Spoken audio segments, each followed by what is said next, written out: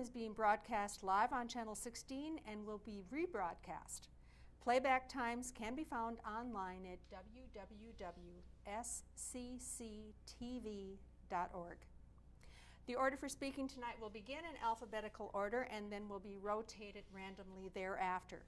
Candidates' remarks are being timed to assure equality of time, and questions are being collected from the audience. Candidates for City Council are Colin Johnson, Jeff Lederman, Steve Wolgamott, and Tony Larusso. We will begin with opening statements, and we will start with Colin Johnson. Thank you all for being here. I'd like to also thank the League of Women Voters for hosting this event. It's a very important thing that they do, and it's also very important that you all are here, so thank you very much. My name is Colin Johnson, and I'd like to be your next City Council person. I graduated from Hamline University in 1998. I graduated from law school from Hamline in 2001, and then after that I joined the Army JAG Corps. I spent 6.5 years at Fort Riley, Kansas with a 1-year deployment to Iraq. And after that, my wife and I decided that we should come home. We wanted to come home to Minnesota. After 3 children, we decided we needed a place to raise our family, and we searched and we researched, and about 5 years ago, we moved to Mahtomedi, and we have been absolutely amazed. This community has taken us in. They've treated us so well, and we want to give back to the community. And I want to use my gifts and talents to give back to the community. I want to work hard for you as a city council member. I want to make sure that the money that you present to us in taxes is spent wisely, effectively, and efficiently. My 6 priorities would be water, roads, sewer, police, fire, parks. I hope in the next few weeks I get an opportunity to meet you and talk about other specific details, and I hope that I get the opportunity to earn your vote. Thank you. Now with his opening statement is Jeff Lederman. Yes, I am Jeff in the Vote for Jeff signs that you see seen around town. Thank you to the League of Women Voters, White Bear Lake chapter, for hosting the forum tonight. And thanks to everyone for attending tonight and watching on TV. Giving back to others has always been a significant value in my life. Ever since my wife and I moved to Madhumita in 2000, I've worked hard to try and contribute to our community in many ways. However, raising 2 daughters to become caring, kind, and giving adults has always been my top priority. Now that they have become strong and independent women, the time is right for me to step up to a leadership position on the Mahtomedi City Council. I will bring to the council a combination of expertise, leadership, and a track record of getting results, including many years as a community development specialist and outreach specialist for the state of Minnesota, including creating the eco experience at the state of Minnesota, or the Minnesota State Fair. I'm the co-founder of the Mahtomedi Area Green Initiative and project manager of the Zephyr Wind Project. I'm co-founder of the St. Andrews Environmental Stewardship Team, a founder of the Fishing Daughters Club. I've managed a 3-acre prairie restoration for O.H. Anderson Elementary Nature Trail Committee. I've served as a member of the Mahtomedi Public Schools Facilities Task Force, the Wildwood Elementary Design Team, and the Nature Playground Committee. I've volunteered as an advisor on the Mahtomedi High School Eco Club and as a coach and writer for multiple athletic teams. I will work hard to make Mahtomedi a stronger, healthier, and more sustainable community, and I appreciate your vote November 7th. Thank you. Next with his opening statement is Stephen Wolgamott. Hello, I'm Steve Wolgamott. My wife Karen and I have lived here for 39 years. Before I begin, I would like to thank Lael Rameli and Joel Schilling for decades of devoted service to Mahtomedi. I have, in the course of those 39 years, and in fact in every one of those 39 years, worked on projects that I believed would help children and families in this community. I've served in leadership roles in many organizations and as a founder of some of them. But it's not the positions I held that matters. What matters is that while I was in those positions with many other good people, things got done. That's what it's about, things getting done. I'm not here to ask you to vote for me because of what I've done, however, but of what I can do. As you may know, we are making changes as to trails and parks and paths in the community already, even though I don't hold an office in this city. We have advocated successfully for important changes, and we will continue to do that. I have experience in law, engineering, finance, and business ownership, which I think will be helpful in what we need to do here in the city. One of the things we need to do, and one of the few that we have truly neglected, is our neighborhood parks. Neighborhood parks have been permitted to fall apart in the last 10 years. We need them to define neighborhoods and attract young families. And we can do that, and we will do that. There's much to be done, and I think I can be a significant factor in getting it done, and I hope that you'll vote for me in November. Thank you very much. Thank you. Next with his opening statement is Tony Larusso. Hello, my name is Tony Larusso. I grew up just a few miles west of here in Shoreview and then moved to Mahtomedi when I bought my first house. And the things that brought me to this community were being kind of on the edge of the cities, close enough to commute into downtown, but having a bit of a natural setting, being outside, being able to see stars, have trails and parks, and the quiet small town feel that we have on our logo. My background in terms of education, I went to both St. Paul College and Metro State, earning degrees in IT. I currently work professionally for the state as a Linux systems administrator. And then I have several different volunteer positions that I've held over the years with nonprofits and government agencies, including on the board of a Bible camp consortium, the Legacy Advisory Committee for Parks and Trails, Superior Hiking Trail Association as a trail maintenance volunteer, and I currently serve as the chair of the Metropolitan Parks and Open Space Commission. For me, several of the areas of focus would be making sure that we maintain responsible and responsive government, dealing with deferred maintenance on streets and trails and buildings, addressing some of our public safety things with pedestrians, bicyclists, and speed enforcement, expanding our trail system, completing that, and making sure we build up on our communication and transparency in government so that we all know what's going on in the digital age. Thank you. Thank you. We'll now go to questions from the audience. And the first question goes to Steve Wolgamott first. What are your priorities for the city of Mahtomedi in the coming years, and what improvements need to be made? Not long to think about this. My priorities include obviously parks, where I think we have a lot to do, and trails, where you know I've been working. We need to continue to link our people in our neighborhoods. Last night at the city council meeting there was a great outburst about a public sidewalk that was ripped up by a citizen who didn't like it. And there were probably 40 people in this room to complain about that, because people understand the need to see their neighbors and meet their neighbors and move around in the community. So that's an important priority. I do want to complete the historic district improvements, which I think are terrific and a real step forward, and to continue, well, that's longer than I thought, excuse me, and to continue fiscal responsibility, and Colin has served on the Finance Commission. I think our city is well run. I looked up our relative taxes as compared to similar communities today, and I think we're in good shape that way. Those are my priorities. Thank you. Thank you. The question now goes to Colin Johnson. Well, thank you very much. As I mentioned in my opening, I think sewer, water, roads, police, fire, parks are very, very important. And along those lines, as Steve has just intimated, we have the historic district renovation. We've completed phases 1 and 2. In 2018, we're going to be working on phase 3. And in the years that follow, we're going to be working on phase 4. That deferred maintenance is incredibly important.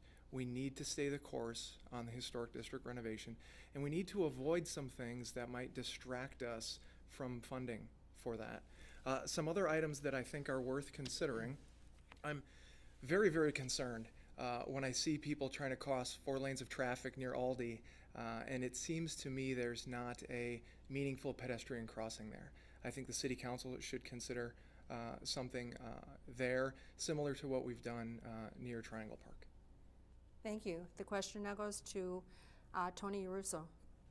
Thank you. As I mentioned, and these all other people have mentioned, deferred maintenance is a huge thing both for Historic District and elsewhere. The Historic District certainly has the most dire things. Steve and I are both on the north end of that, so we're looking forward to it. But we need to make sure also that we maintain some of that progress elsewhere in the city so that we don't end up with another Historic District problem somewhere else. The city is currently planning to get another pavement condition assessment done in 2018, and I think the report from our city engineers will tell us a lot about what we need to do long term on that once we're done with the historic district. Completing the trail system is big for me, as well as getting sustainable funding for our parks and trail system. Right now, we don't really have a plan for how that'll go forward long term. We relied on development funds that are no longer there now that we're fully developed, so we need a new source. And then dealing with how we communicate. Make our website have better content, make it have more content, make sure that we have all of our city council and advisory commission agendas and meeting content, and then deal with email and other ways of notifying people when that goes up. Thank you. The question now goes to Jeff Lederman. Sustainability of our infrastructure and parks and trails are also a priority for me, and I think the biggest opportunity we're going to have this with the new city council is with the updates to our future strategic plan, the comprehensive plan, which guides our future growth and development.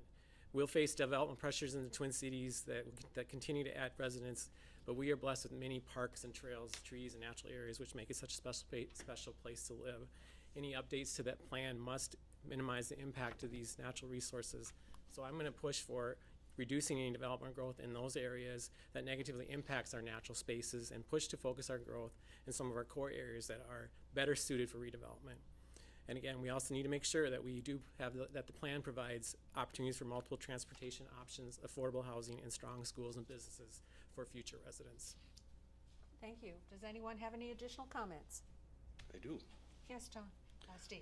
To respond a little to what Colin said about Aldi and the crosswalk, I have been working for crosswalks for some time. I met with the city manager, Scott Nielsen, and the sheriff, and we were able to implement, upon that request, implemented the Stop For Me program of crosswalk enforcement. We will have a crosswalk at Neptune, which is a request that I made to the city council, since there is no crosswalk in the north part of the city, and I believe the city is actively looking at improved crosswalk at Aldi. Thank you. Anyone else? Yes. Tony. One other thing I want to mention, whenever we're talking about crossings or trails and sidewalks along 244 and 120, those state highways are both on a turnback list that they're looking to give to either local or county control. So most likely it'll be county, but we need to make sure that the city is heavily involved in those discussions to talk about what kind of improvements need to be made by the state before we sign off on any turnback agreement. So that's a huge opportunity to get those improvements done. Thank you. Anyone else? I would offer Yes, Colin. one brief comment. There's been a lot of discussion about parks and trails, and I think we all think that they're important, and I certainly do. I would offer the observation, though, from the current budget. It recognizes an increase in spending for parks and trails from 2014 to 2017, an increase from $311,000 up to $379,000, and that's an increase of 21.8%. I think it's important to recognize that we have committed resources to parks and trails. We're going to continue to do so in the future, but we've done so in the past as well. Thank you. Jeff, any comments? Yeah, well, just to comment on Colin's remarks. We have not done a very good job, frankly, of making sure as we develop that those opportunities for biking and walking are integrated, and that doesn't actually cost a lot of money. That's built into the process of these redevelopments. So again, I would look for opportunities to do that, and I agree with Tony that communication is really important. So I'm going to work my hardest to try and find ways to make sure that we can connect better with city residents and encourage communications and connections between neighbors and City Hall. Thank you. We'll now go on to the next question, and it goes to Tony first. Do you support the Lake Lynx plan for a bikes pedestrian path around White Bear Lake? Yes, and certainly we're going to hear more about that. And I also want to add that if you look at the entire Lake Lynx plan, it not only calls for a path around White Bear Lake, but also two other connections that are going to be important to us. One is at the south end of the streetcar trail, crossing 694 to connect to some trails in the city of Oakdale, and then a couple blocks after that to the Gateway. So we're going to need to work with our city and county and state officials to make sure we get funding across 694, because that'll be an expensive bridge, and also a link up to 96 and out to the Gateway that direction. So that'll probably end up going along Quail, which is a city street for both us and Delwood to do that. But yes, I know Steve has been making some great progress on that. I've been to several of his meetings, and we're going to get there soon, I hope. Thank you. The question now goes to Jeff Lederman. Absolutely. As I said earlier, we frankly have done, I think, a pretty poor job of providing a walkable and bikeable community. And I think it's critical that a designated trail, while it's long overdue, and I'll make sure that we do what we can to support the Lake Lynx Trail.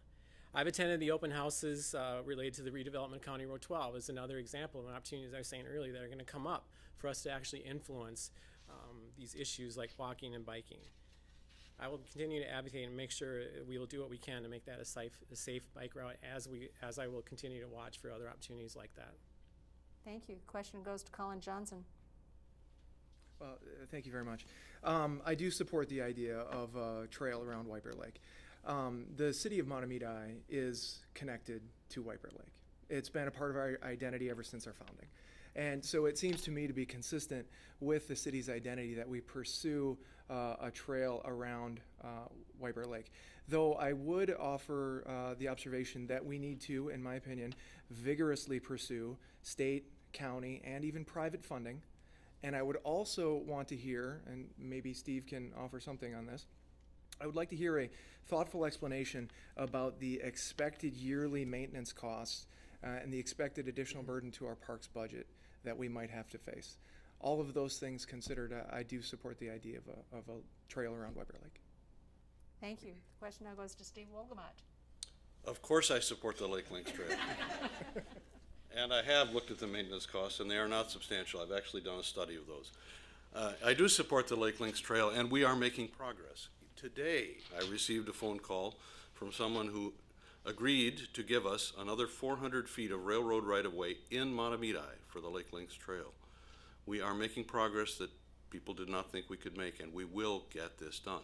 But it's not just the Lake Lynx Trail. We have to connect to the trail. People have to connect to it in each and every part of the city. And for that reason, we also invented what we call neighborway paths, which are created under a state statute that says if you give people the ability and the right to cross your land, walking or hiking, that you will not be subjected to liability. We have already implemented 2 of those paths, one at the Ramsey Building and one more recently that connects the end of Streetcar Trail with Stillwater Road. So we're making progress not just on the Lake Lynx Trail, but the whole issue of connected Mahtomedi. Thank you. Does anyone have any additional comments? Sure. Yes, Jeff. I agree. Grants and private funding and other opportunities are something we definitely should pursue, and those are out there. And I think the work that Steve has done demonstrates that getting people talking about these things and working together can find some really good solutions. So again, I would really encourage. I have a lot of experience doing those kind of activities, and look forward to trying to encourage and develop more of those projects. Thank you. Anyone else? Then we'll move on to the next question, which goes to you first, Jeff. What changes or improvements do you envision for Mahtomedi parks? Well, I've been really interested in parks ever since we moved to Mahtomedi, and Catherine Abbott in particular is an amazing jewel that we have in our city. I have concerns, though, about the way that we've been kind of nibbling away at that park and some of our other parks, and as others have said, that continuing to be able to maintain and keep our parks in a really great level of opportunity for people to use them and keep them in the way that they're continue to be an asset. So I would continue to look at ways that we can increase usage and the availability and opportunity for people to use our parks, and look at other options we have to make them better. That's what I got for now. Thank you. Question goes to Steve Wolgamott. I have a friend named Carter Miller. Carter just turned 6. In a year or 2, Carter will want to venture out of his yard, and he'll want to go to a park, but there is no park where Carter lives. Our neighborhood parks are really critical to children developing independence, playing with children of different ages, playing games that they invent themselves. It's where children grow and develop a lot of their social skills and their independence. And we have neglected our parks. We permitted the half of Chautauqua Park to be dedicated to a sewage pumping station. A proposal last night will turn half of Glendale Park into a stormwater basin. We have not maintained our neighborhood parks. Hallam fell into horrible disrepair, though it is coming back now under Bob Goebel's leadership. We need those parks because we need them for our children, but we also need them to build our neighborhoods around. Thank you. Thank you. Question goes to Tony Larusso. Certainly the first and most basic is that we need to retain the land we have where it makes sense and protect that resource, because it's very, very difficult to ever get it back if you don't do that. In terms of actual maintenance of that airspace, one of the biggest things has been invasive species removal and control. We're doing some of that at Catherine Abbott. Eventually we're going to have to move on and do that at the other places as well. Catherine Abbott's been the first priority. And then some things you talked about, being welcoming to children and families. One of the big things that we can always make sure we have is bathrooms available at every park as much of the year as we can. Even if it's just a porta potty, you can't go to a park with a small child if there's no bathroom there. Any parent knows that just doesn't work. And then having some of the basic facilities that don't cost very much, perhaps like a couple of picnic tables so that you can actually sit down and enjoy what the park has to offer. I know I've had some times where I've gone down in Chautauqua Park. There is a table there, and I've done work from home remotely from that spot and things like that. Thank you. Thank you. Question goes to Colin Johnson.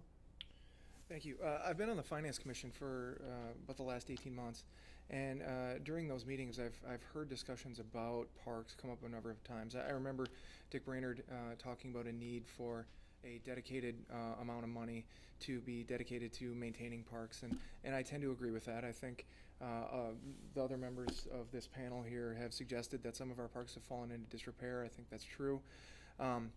I've also spent a lot of my time volunteering by coaching youth sports. I've coached football, I've coached fast pitch softball, and I've coached baseball. And there is not a good place for a tournament, for instance. None of our parks, none of our ball fields have a place for concessions. And it makes it very difficult for some of the teams to do that. So if we were going to expand, I'd like some consideration given to a concession area, perhaps at Southwest Fields.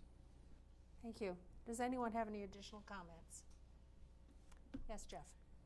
Healthy and involved and engaged citizens and neighborhoods, I think, are another piece of this question, and that it's critical that we get our residents engaged, especially those that live near parks, and try to make sure that they're aware and involved with their community, with each other, and helping to take care of their park. And I think costs are a big concern, and I think with the engagement of our neighbors of those parks, we can actually help provide a lot of volunteer support and address maybe some of these issues without having to pay a lot of money. Thank you. Steve. It doesn't have to cost a lot of money. When we went into Rutherford Park in White Bear Township not long ago, I found 3 people in Tyvek suits cutting buckthorn out. And I said, "What are you doing?" I said, "We're getting this park ready for the Lake Lynx Trail." They were Adopt-A-Park people. We have an Adopt-A-Park program in Mahtomedi, but it's not very active. It could be active. Let's get neighborhood people working in neighborhood parks. Thank you. Anyone else? Yes, Tony. Besides the obvious of being parks, our parks are also city facilities that fall into some other categories. We talk about expense. Later on, we'll probably talk about some sustainability and environmental things. So we also need to consider when we're having buildings in parks, are those buildings energy efficient? Are there any things that we can do as we maintain them to reduce our energy usage and costs? And things like having recycling available instead of only trash to reduce both our costs and our environmental impact, using our parks as an example of how the city should operate, in addition to buildings like this one. Thank you. Colin, do you have any comments? No, thank you. We'll move on to the next question, which goes to you first, Tony. As mentioned at last night's City Council meeting, the northern segment of the Echo Park Trail, as described in Chapter 4 of the Mahtomedi Park System Master Plan, has been blocked by a resident. Do you support the restoration of the northern segment of the Echo Park Trail as described in the master plan? I think it was very clear from the number of people that showed up in this room yesterday that that's a very critical link for several neighborhoods getting to each other. So we need to restore something. And the master plan is not super specific about where things go on the ground, but so really we need something in that general spot. What the details of that will look like are going to depend on some of the opinions of the city attorney that were closed session yesterday and any potential pending litigation. So we need to get that trail restored. Whether that means moving it a few feet or putting it back exactly where it was, I don't know, and that's going to be up to powers potentially outside of what we can control. But we do need to make sure that something gets back in that place. Thank you. Question goes to Jeff Lederman. I'm not familiar with the details of this specific situation, but again, obviously I'm extremely supportive and advocate for paths and trails and walking and biking. So I would hope that the parties that are involved in this would be able to come together and find a solution, and if that, the city would help to make sure to facilitate that and figure out a way to continue to provide access for the residents of those communities. Thank you. The question goes to Colin Johnson. Thank you.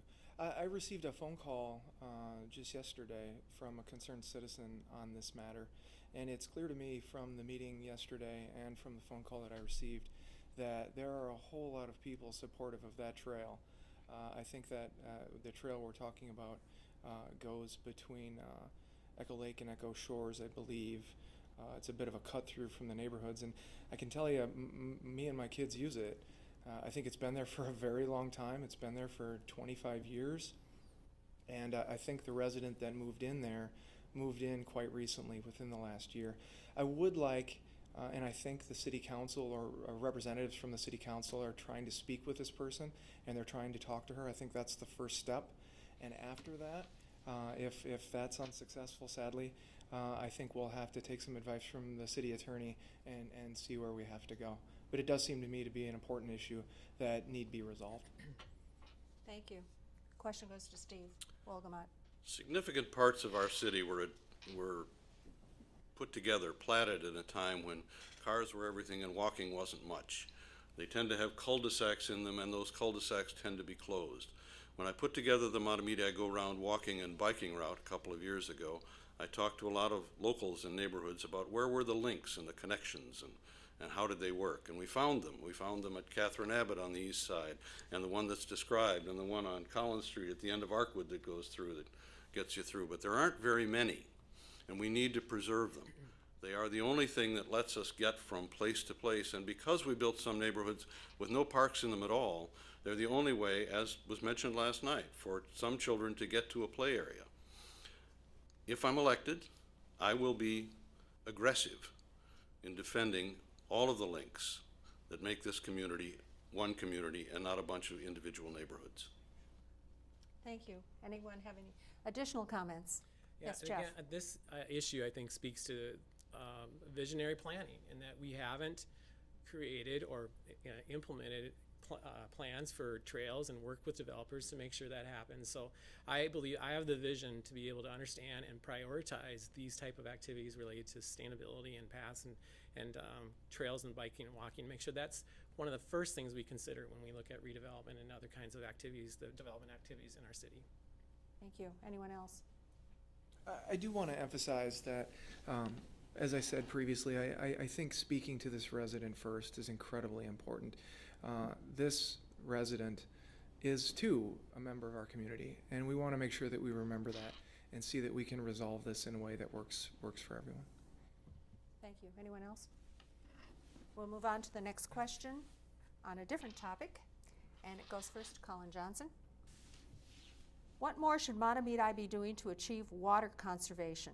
Should we further limit summer lawn watering, for example?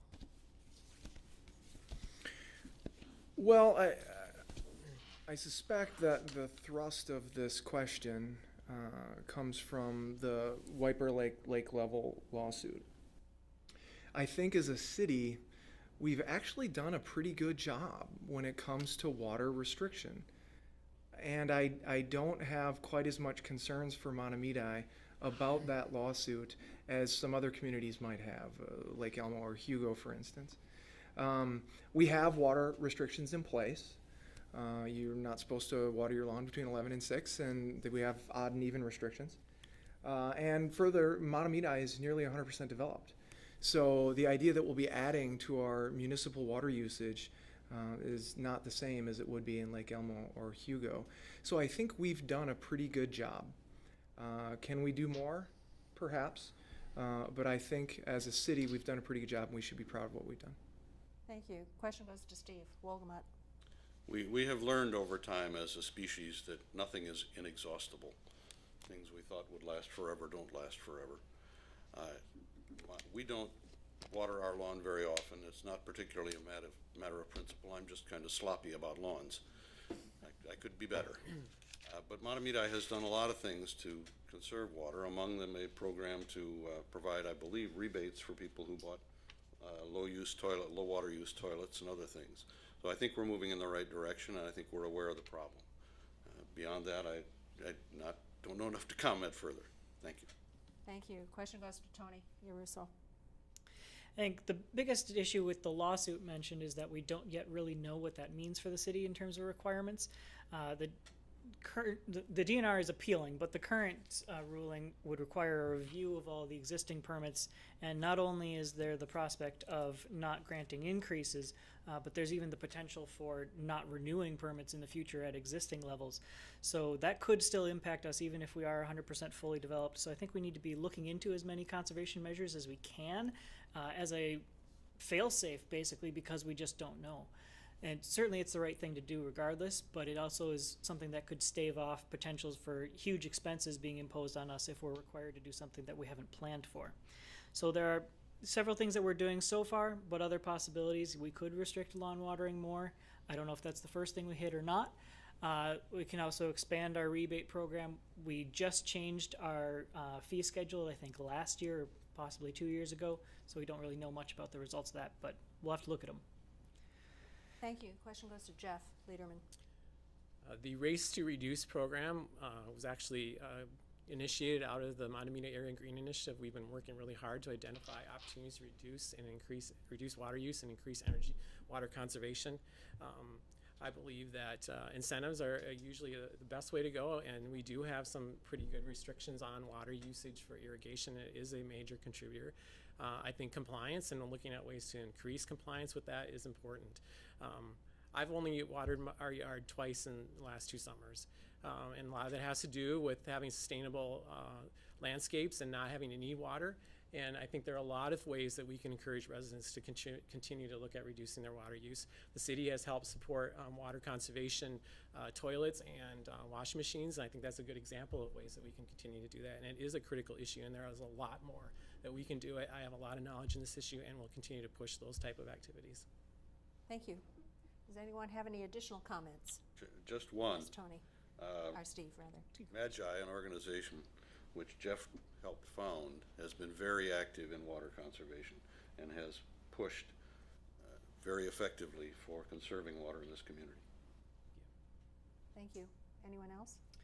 Besides just regulations on lawn watering, I'd like to pursue some things that might reduce how much people feel like they need to water, and that can include partnering with our conservation district, who already have a tree seedling sale and a rain barrel at discount rates program that happens once a year. We could do that a couple more times, incorporated into the rite of spring. And then also several communities do adult tree sales, and the increased shade and more tolerant plants are easier to deal with than your grass, and the shade keeps the grass alive as well. So we could look into a city tree sale as well. Thank you. Anyone else? Or become a tree city, USA tree city. We are. Are we already? 15 years or something? Good. 10? Colin, do you have any comments? I do briefly. One other thing that we've done, and I credit the Public Works Department for this. In Madhumita, we have 4 active wells, wells 3, 4, 5, and 6. And based on the studies that were done during the lawsuit, well 5 is the only one that has isotopes from it that match isotopes from White Bear Lake. And what we've done, in addition to help with the strain on White Bear Lake, we've taken well 5 and we've put it in backup status. So well 6 is now supplying the southern half of the city. Well 5 is only supplying maybe 1% of that. Thank you. Another question on water, and it goes first to Jeff Lederman.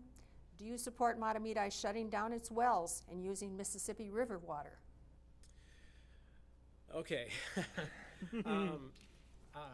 In full disclosure, I do work for the Department of Natural Resources. Actually, I'm part of the Fish and Wildlife Division.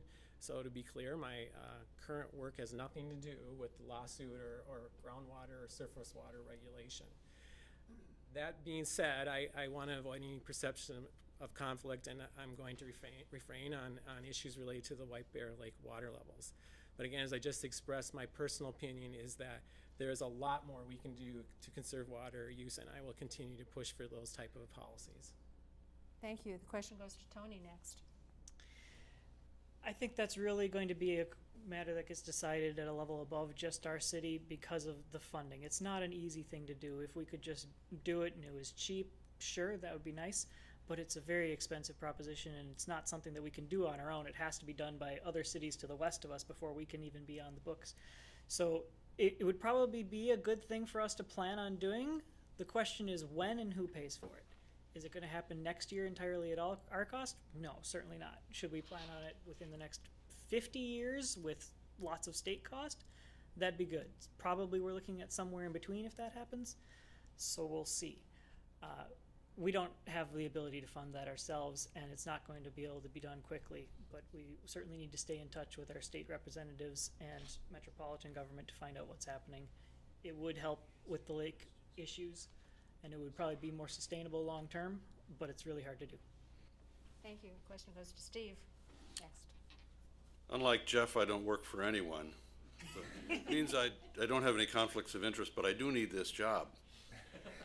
With regard to water, the hydrology, which I vaguely understand, of aquifers, is that water continues to move into the aquifers. Think of it as a sort of sponge in the ground, and the water moves down and gets, so aquifers refill at some rate. They refill at a rate lower than the rate apparently that we are now pulling water out of them. So until we understand that a little better about what conservation means, about what alternatives for surface water are, about whether everyone should be closing their wells and using surface water, or those people where it's more efficient to do that, I'm not really not prepared to take a strong opinion on that. I would point out, Colin will echo this, that a significant part of the city's revenue comes from water bills and the payments we all do for water and sewer. Thank you. The question now goes to Colin. Thank you. I'd like to echo what many of the other panelists here have said. I don't support immediately closing down our wells. As I mentioned to you, we have 4 wells that are currently operating, 3, 4, 5, and 6. 5 seems to be the one that may be impacting the Prairie du Chien aquifer. That well has already been placed in backup status. It's not drawing a significant amount. It's maybe 5% of half the city. Further, as I mentioned briefly before, Madhumita is nearly developed. I think there are other communities that might have a bigger issue here than we do. But all of that being said, taking surface water to supply our water is a proposition that will require massive amounts of state funding. It is not something that we can do on our own, and it will require state coordination. So I think it's wise for us to wait for the outcome of the appeal and stay in contact with our state representatives. Thank you. Does anyone have any additional comments? And we'll move on to the next question, which goes to Steve first. Given that we have limited resources and a lot to do, how do you establish priorities for spending? I think we've established pretty good priorities for spending. Our budget's been stable. Our taxes, and I looked today on the League of Minnesota Cities website to see where our taxes are. Our taxes are not out of line for fully developed cities that don't have a lot of industrial base. I think we've made good judgments about priorities, and those judgments include, as Colin pointed out, significant increases in our expenditures for parks. Historically in this city, and it goes back before any member of the council now there was on the council, our policy was to take cash when we had a development. Instead of taking a dedication of park space, we took cash, and that was our only funding for parks. So it's only in the last several years that we've actually developed a system of funding our parks, and that's progress. But in general, I think our priorities are pretty good where they are. Thank you. Question goes to Colin Johnson. As I mentioned in my opening, roads, water, sewer, police, fire, parks. I think those are what cities should primarily be involved in. When you want to spend money that's outside of that, if I'm elected to the city council, I will ask the proponent of the additional spending to quantify costs and benefits. And if they're unable to quantify it, it's going to be a difficult proposition, I think, to carry. I think as representatives of the people, as representatives of the taxpayer, we have a significant duty to make sure that we spend your money effectively and efficiently. And the only way we can do that is if new spending is tested through a cost-benefit analysis. So that's what I'll do if you elect me to the city council. Thank you. Question goes to Jeff. I've had a lot of experience managing large amounts of public dollars through grants and other activities through my job for the state. The Eco Experience, $1 million project, and most of that is developed through private donations and partner contributions. And I agree with Steve looking at what's been done and knowing about the city and the financial situation. The city council has done a pretty good job of making sure that we're able to pay for and do what we need to do as a city. Again, though, I think we have been remiss on looking at the longer term impacts of some of our decisions, whether it's development, other components that go along with that, with infrastructure, paths, walking, biking, alternative modes of transportation. So I think we do need to look at ways to make sure that we provide more resources to those activities, and not necessarily a lot of money, but changing the way we look and the priorities that we have in some of these issues. Thank you. Question goes to Tony. Ultimately, this is driven by resident input. One of the ways that we do that as a city is a community survey that happens every 5 to 8 years. We just did one this year, so the results of that are on the city website right now are certainly a big way to see what people see as important to them as residents of Mahtomedi. Other than that, general things to look at would be we have to take care of deferred maintenance. If we've put off spending money on things that we have to spend money on, we need to do that because they get worse over time. Then generally things that are going to get more expensive in the future if we don't do them now, whether that's trails or large contiguous parcels for planned unit developments or building renovations, things like that. If we know that we can spend $10,000 this year or $50,000 5 years from now, it's probably better to do it now.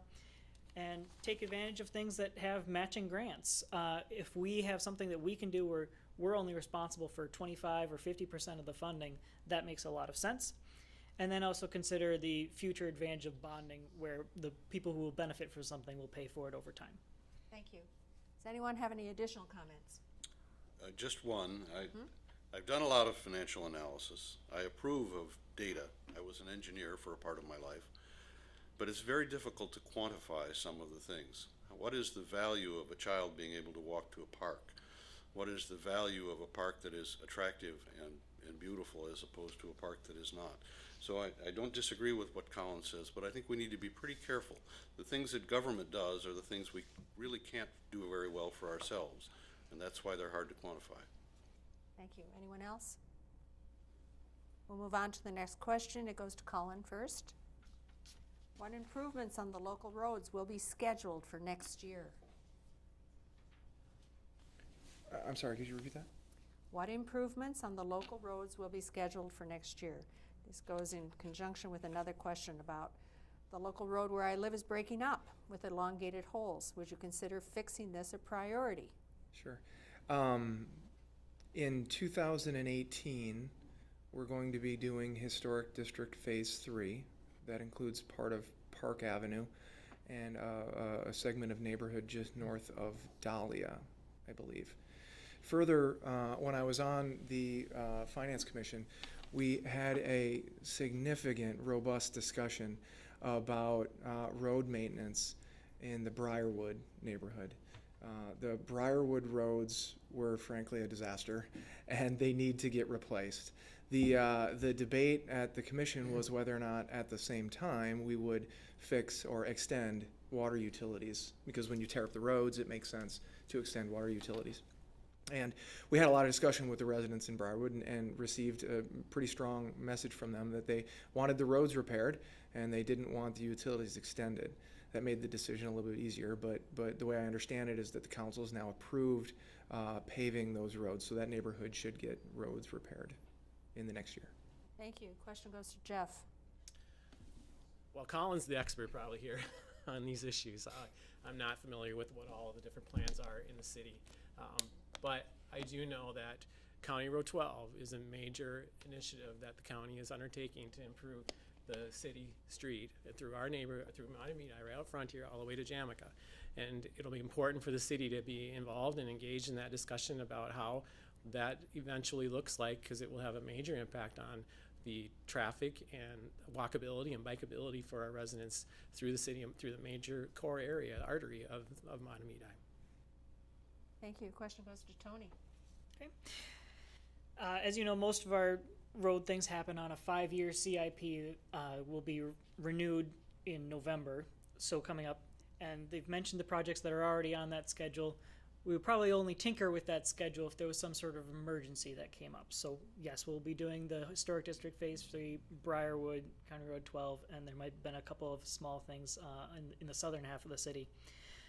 But then in terms of what's going to get scheduled in 2018 rather than for completion in 2018, that's going to depend largely on this pavement condition index survey that we have done by our engineers and by feedback from residents. So if there's something that needs to get done, we need to hear about it, and we need to have the engineers look at it and give it a rating are driven largely by the data of those ratings and put into a 5-year plan. And really, I'd like to see a longer plan that would probably the later years would change a bit more, but we need to know going forward. So the mentioned projects will happen, and then we'll do other ones based on those plans and data. Thank you. The question goes to Steve. The short answer is the roads that get fixed are the ones we decide will get fixed. We are the city. You are the city. There is a capital improvement plan. That's what CIP stands for, I think.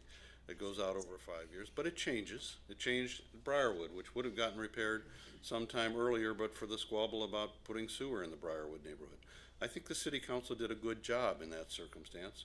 They listened to people. They talked about pretty exorbitant costs to do that and tried to find a middle ground. And they did find a middle ground, which I hope will be effective for the health of the city and the economy of the city as well. Briarwood clearly needs fixing. Briarwood is likely to be part of the Lake Lynx Trail, and so that there will be changes in Briarwood to accommodate pedestrians and bicycles. We don't know exactly what those will be. The engineers are working on that as we speak. But my answer is the roads that get repaired will be the ones that we determine need to be repaired, and we will be responsive to the citizens. Thank you. Any additional comments? I just want to echo something that Tony said earlier tonight, and that it's important, I think, that we make access to this information a lot easier. I did try to do some research and prepare on some of the plans and road repairs and budgets and all those types of things that Tony brought up at the last recent meeting about that not being on our website. Yeah. So I agree with him that we need to figure out ways to make that information a lot more accessible so everybody can more quickly learn and understand about those decisions. Thank you. Anyone else? Yes, yeah, Tony. the capital improvement plan that is currently in place is one of the documents that is not currently published. The only way you would have seen that would have been to email the city and ask for it, or happen to have been at the meeting where they reviewed a PowerPoint of it, which was also not published. So that's something we need to do a much better job of. Thank you. Anyone else? I do agree with what Steve said for sure. It's really important for citizens to communicate with us as well. All right, when we're on the city council, we need your feedback. We need your input. We need to know when the road's breaking down. We need someone to let us know. When we're talking about extending water and sewer utilities, and I mentioned that we want to do it when the road is torn up. Sometimes the road has to wait a little bit because the per connection cost goes down dramatically the more connections you have. So if we're able to do a larger neighborhood, it works a lot better. Thank you. Anyone else? And we'll move on to the next question. It goes to Jeff first. How would you make Mahtomedi government more transparent and increase residents' ability to participate in city government? Well, I think one of the first things is try to figure out a way that we can get neighbors talking to each other more often and with each other and with City Hall.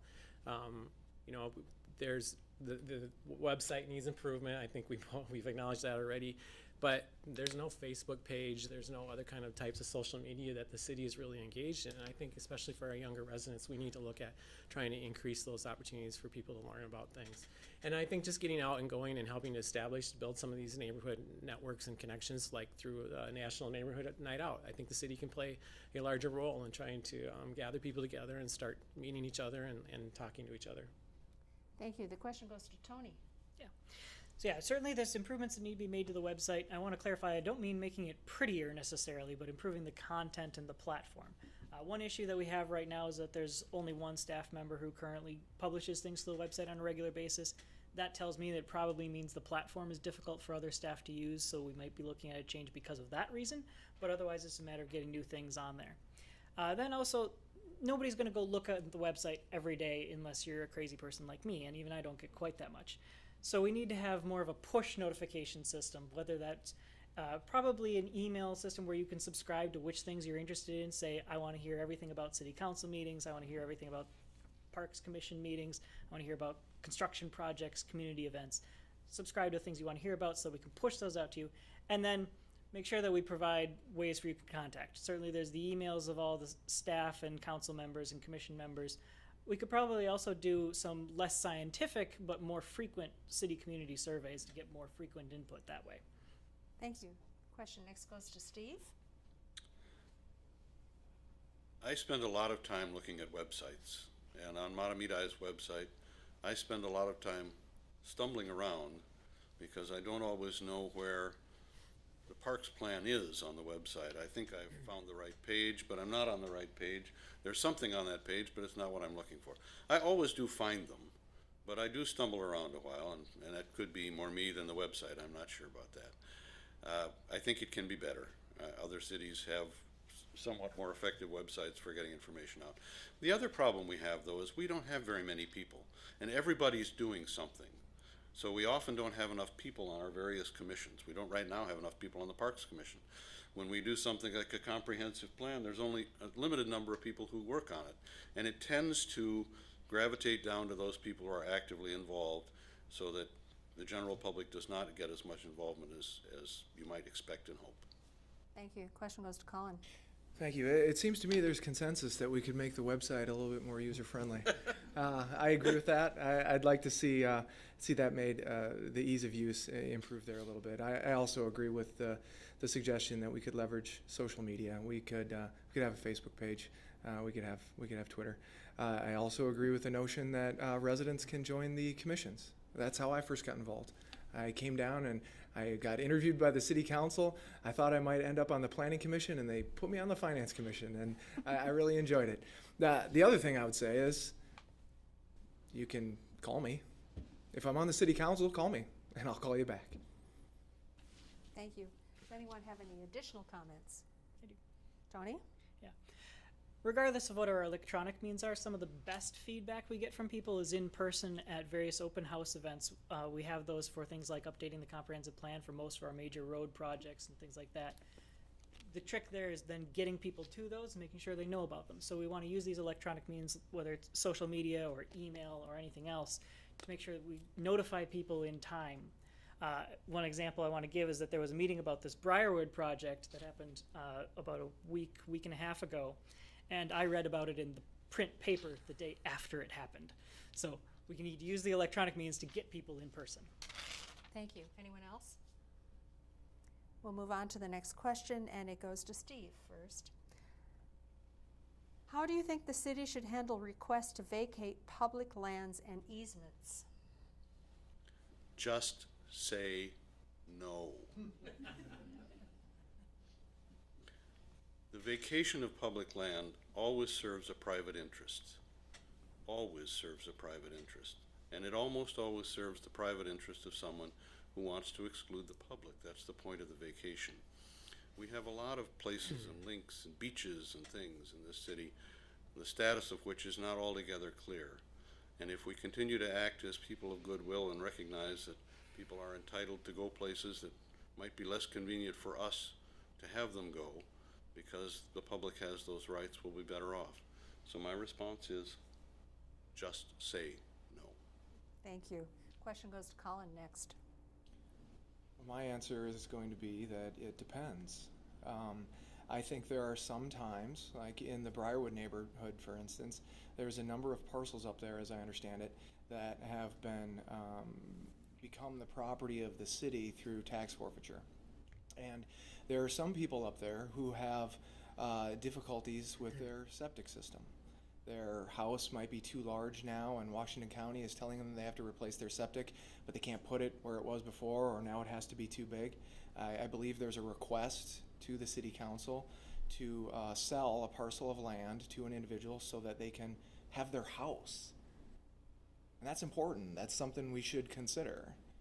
We don't have to keep every bit of land. We should consider putting property to its most productive use. Sometimes the most productive use is to make it into a park.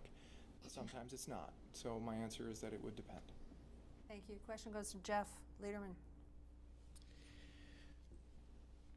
Well, I mean, it's difficult to just provide a blanket no, I think, because I agree there are individual situations that need to be assessed.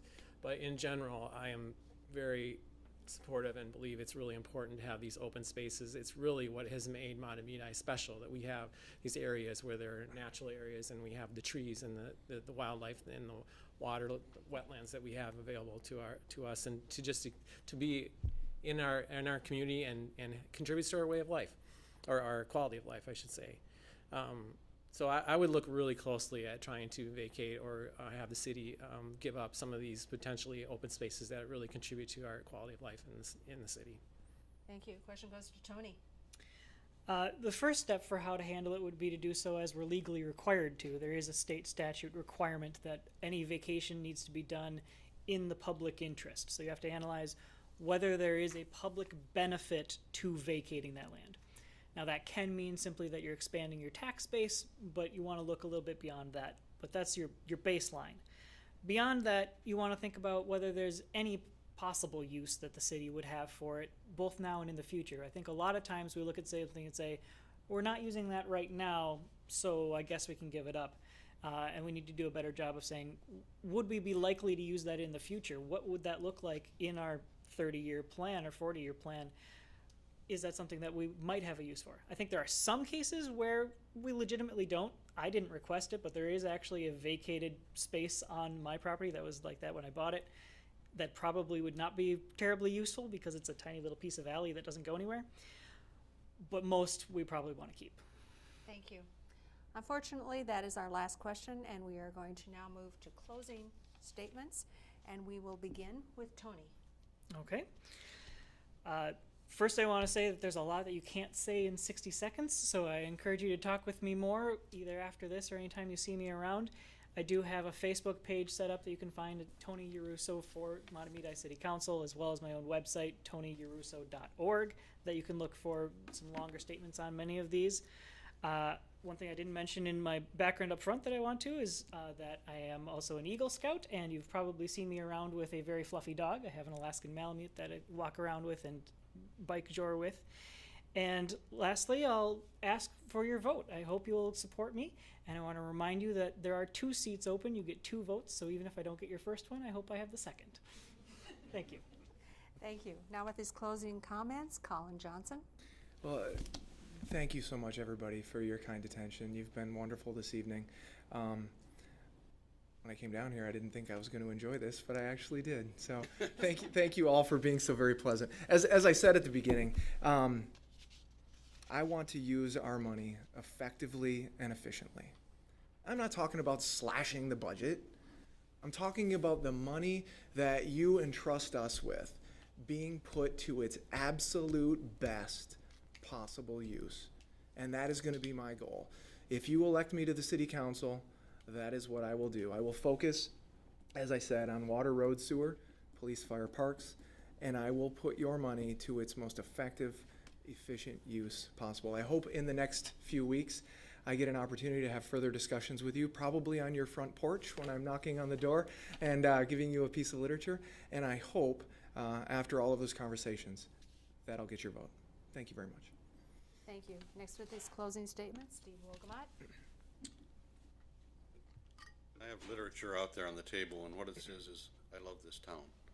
I do love this town. My children are here, my grandchildren are here, and we're committed to making this the best community we can. I am grateful to live in a community where our government and the members of our government treat each other with respect and our community with respect, which we all know is not the case everywhere.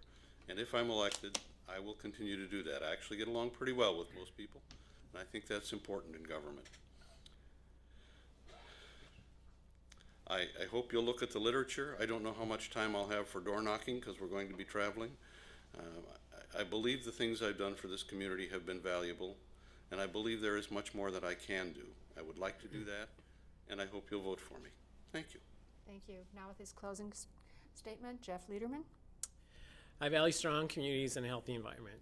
Through my years of professional experience in supporting sustainable communities and volunteer work in the Mahtomedi area, I will bring significant expertise to the council to make sure all city council decisions consider the long-term impact on people and the environment first and foremost. I also believe that effective government and safe communities depend on citizen engagement and good connections between neighbors. I will make it a priority to identify new and additional ways for residents to connect with each other and City Hall. I'll work hard and do my best to make Mahtomedi a healthy and sustainable community for generations to come. Thanks again to the League of Women Voters for hosting the forum tonight, and for all 3 of you for running also and being willing to serve. And thanks to all of you for taking time out of your busy schedules to become informed voters And please remember to vote on November 7th, and please vote for Jeff. Thank you. The League thanks the candidates for their participation, the Suburban Community Channels TV for broadcasting this event, the City of Mahtomedi for the use of their facilities, our League volunteers, and you, the audience, for your attendance and interest. Remember to vote on November 7th. Thank you and good night.